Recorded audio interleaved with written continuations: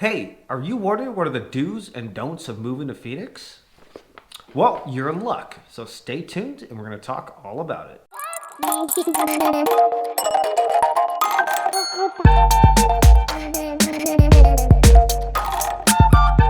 Hey guys, welcome back to the channel. Today we're covering everything about the do's and don'ts of moving to Phoenix. Now, there are a lot of do's and don'ts. Some are more specific to individuals and not really applicable to others. But today we're going to cover the basics of what we think are the main do's and don'ts of moving here to Phoenix. Yeah, hey guys, you know what? We're a real estate team here, and if you have any questions, feel free to reach out to us. But let's get into those do's and don'ts, Josh. So the first big don't of moving to Phoenix, which Barbara here can attest to very well, is don't move during summer. Although if you do, we do have several tips and tricks to help make it much more palatable. Yeah, so I actually personally moved to Phoenix in 1990. Actually, it was June 26th. And the reason I remember that date, it is the hottest day on record in Phoenix. It was 122 degrees, and that's the day my furniture arrived when we moved here from Massachusetts. So, it doesn't usually get that hot, but it is pretty hot in the summertime. Yeah, exactly. So our tips to you if you do move during summertime is just make sure that you stay inside as much as possible and enjoy that AC. And drink lots of water. Drink lots of water. And then if you can, try to schedule any deliveries you might have or any outdoor activities either in the morning or in the evening. Try to avoid being outside, especially if you're new here to the valley during the middle of the day, because that is the hottest part. But once that sun goes down, even in the summer, it's not too bad out. And especially in the morning too, it's still usually relatively nice and cool. Some days it'll be a bit warmer. You'll get in the 90s or so in the morning, but that's still much better than 110 on those really hot summer July days. Yeah, so schedule those deliveries, like he said, before 10 a.m. And a lot of the delivery companies, honestly, they want to get out there early in the morning, so they'll start very, very early. Exactly. And just take advantage of those delivery companies as much as you can. And remember, you want to move in piecemeal if you are moving the stuff yourself, especially during the midday.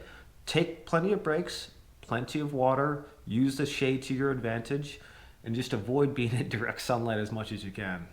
Now, a do on our list is enjoy the winter weather. Oh, yeah. And, really from, I would say, October through May, the weather here is actually perfect for getting outside. If you like to hike or golf or bike or any outdoor activities, those are perfect months for it. It gets a little chilly sometimes in the winter time, but for the most part, it is perfect. And you can be out there all day long and not have to worry about it. Yeah, I love the winter. I sleep and I can open my window even though it gets a bit chilly. Some nights, it's in the 40s or so, or on real cold weeks, which happen every now and then, it might drop in the 30s or low 30s.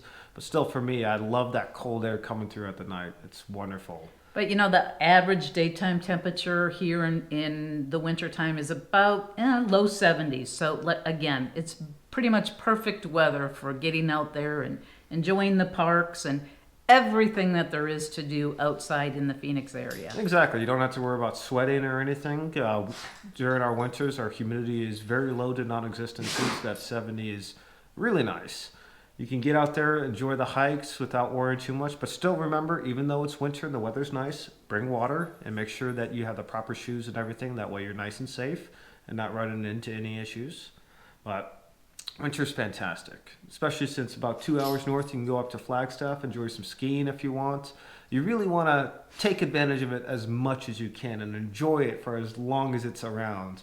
Once summer comes. Don't forget, you can even go boating here in the winter time. So our lakes are available, and a lot of people do take advantage because it's not nearly as busy in the winter time.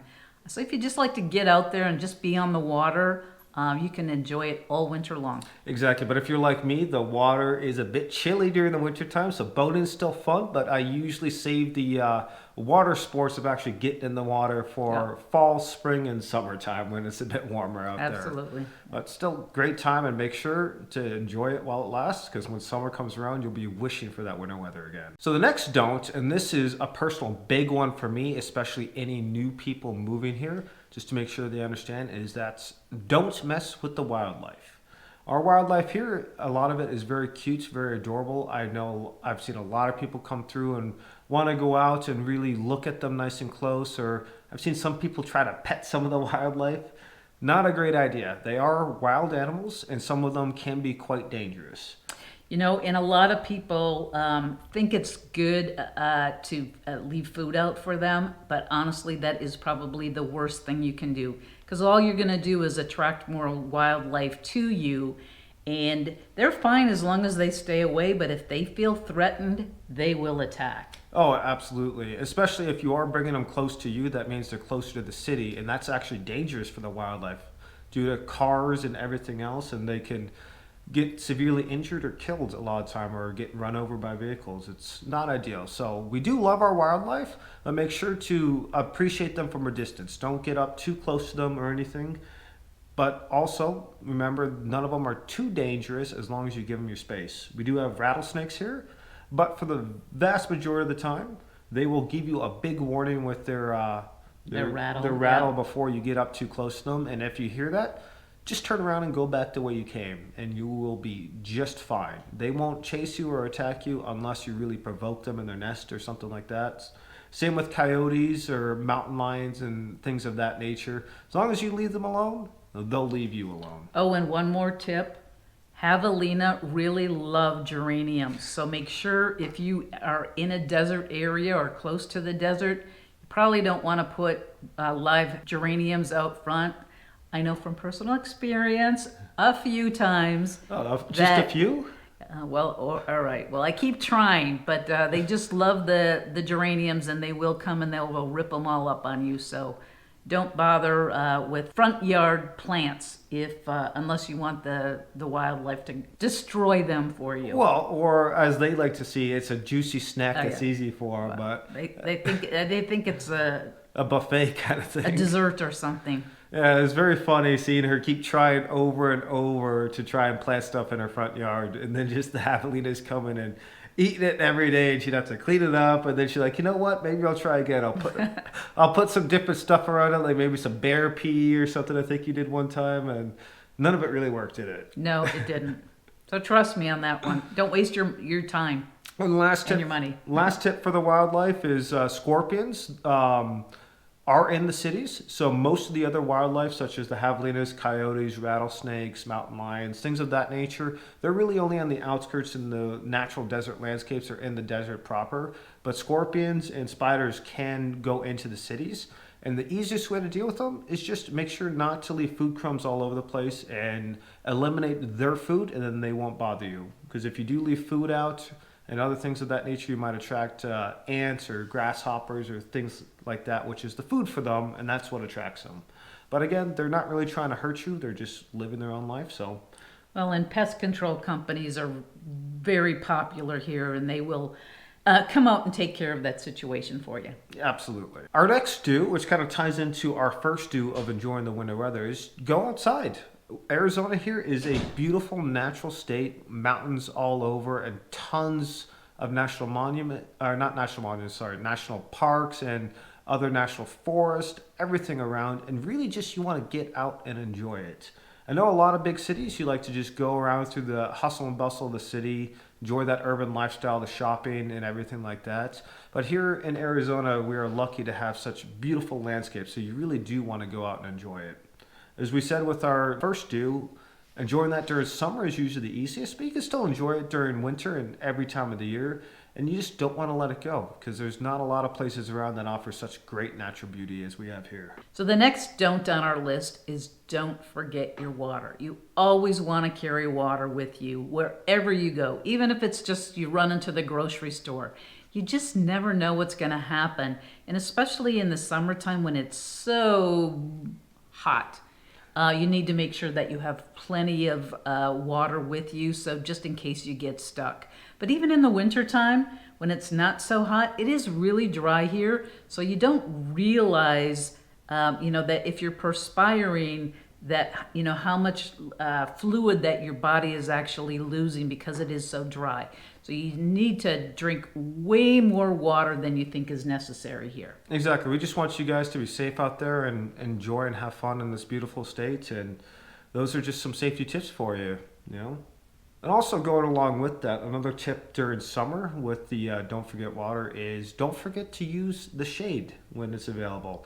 Parking under shade is going to be great because the sun will make the car quite hot. Door handles and seat belts, if it's left in the open sun, they can burn you. Or steering wheels or metal things on the steering wheel, it gets very, very, very hot. So taking advantage of that shade.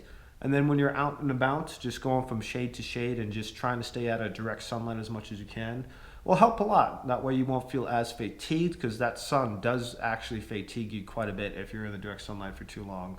So if you, as long as you do that and make sure you always have the water, it should be just fine. Yeah, and one more thing on that is the sunshades inside of cars are very, very popular here. Highly recommend them. It really can save your hands and actually your dashboard and the inside of your car if you put those sunshades up.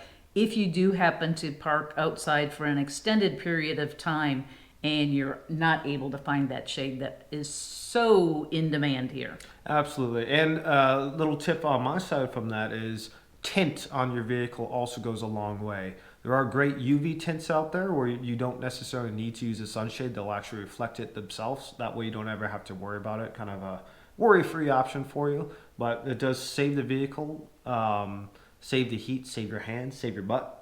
Well, the other option is I guess you could get the oven mitts and keep those in your car with you. Oh, true, true. Although sometimes, especially if you have black leather seats, if you wore shorts and stuff like that, the bare skin on that, oh, geez, it is uncomfortable, let's say. Yeah.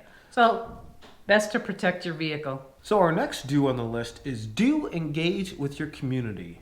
The communities around here are amazing. There's so many different festivals, arts festivals, shows, theater productions, all kinds of different stuff going on in your community. All you have to do is really look around and see what's going on and go out there and get involved. Meet your neighbors. That way you can have that nice friendly community. There are a lot of places around that'll throw on car shows for the town or for the community or arts festivals Or shows. I mean, you name it, there's a lot of different shows. So if there's something that you're interested in, you know what, go ahead and make a comment down below, and then we'll offer some suggestions on places that you can go to find out all the information on all the different events that are available, from everything from food festivals to beer festivals, you name it. We've got festivals. Yeah, exactly. And it's just one thing I think more people need to really take advantage of because if you do get into it, so many different options and so much to do, you will never find yourself being bored or lacking an activity to do in your free time. So this next don't kind of goes without saying. It probably is the same in the community that you live in, and that is stay away from the downtown areas during rush hour. Those are the major employment centers here, and the traffic can get really bad. I mean, it can take you a good hour just to go maybe 10, 15 miles during rush hour. I mean, it is literally stop and go. So unless you absolutely have to be downtown during rush hour, I would highly recommend you avoid it. Oh, yep, definitely. And a couple local tips and tricks. Well, actually, first stepping back on the rush hours, our rush hour isn't quite as bad as some other major cities. That's true. Such as LA or maybe Chicago or New York, but it's still a major city and traffic is bad. But a couple of the local tips and tricks for you are another area that's not necessarily right by downtown. It's the I-17 and the Loop 101 North. That area at rush hour on the 17 going north towards Anthem gets backed up quite a bit. And then with people on the Loop 101 getting off onto the 17, either north or south, causes quite a bit of a backup too. So those areas tend to be quite congested on our freeways. So another one too is there's a lot of people that head up north on Friday afternoon, especially during the summertime.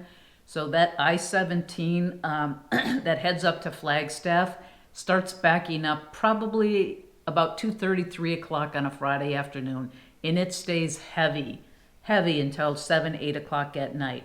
So if you're going to head up north for the weekend, I would suggest that you leave by noon, or wait until the rest of the traffic has gone through and head up there. Otherwise, you're just going to be frustrated sitting in, rush hour traffic or traffic that's not moving at all. Yep, absolutely. And then some other tricks for you is on the 17 during rush hour. It's actually less bad if you're going towards downtown at that time because most people are coming away. Same thing for the 51 and the 202 as well. If you're going towards it, it's not quite as bad as going away. So those are always some tricks. And then if you are looking for a place, sometimes making sure you're going against traffic both times of the day and not having the sun in your eyes in the morning or in the evening when you're going home makes those drives much more palatable. Yeah, and again, if you're interested in moving to the area and want to know kind of what the traffic flows are, reach out to us. We're more than happy to share that information with you, so you don't get frustrated like a lot of people have. Well, that covers our main do's and don'ts of moving to Phoenix. Now, there are a lot more nuanced do's and don'ts, and if you are wondering about those or have any questions, please just leave a comment down below. Our contact information is below. Always happy to answer any and all questions you guys might have. We're here to give you guys information to help you out as much as we can. But if you do like the video, and make sure to hit that like button. That way other people can find it as well and find it helpful. If you haven't already, consider subscribing. We appreciate it. Well, thanks for joining us. Have a good one. Bye.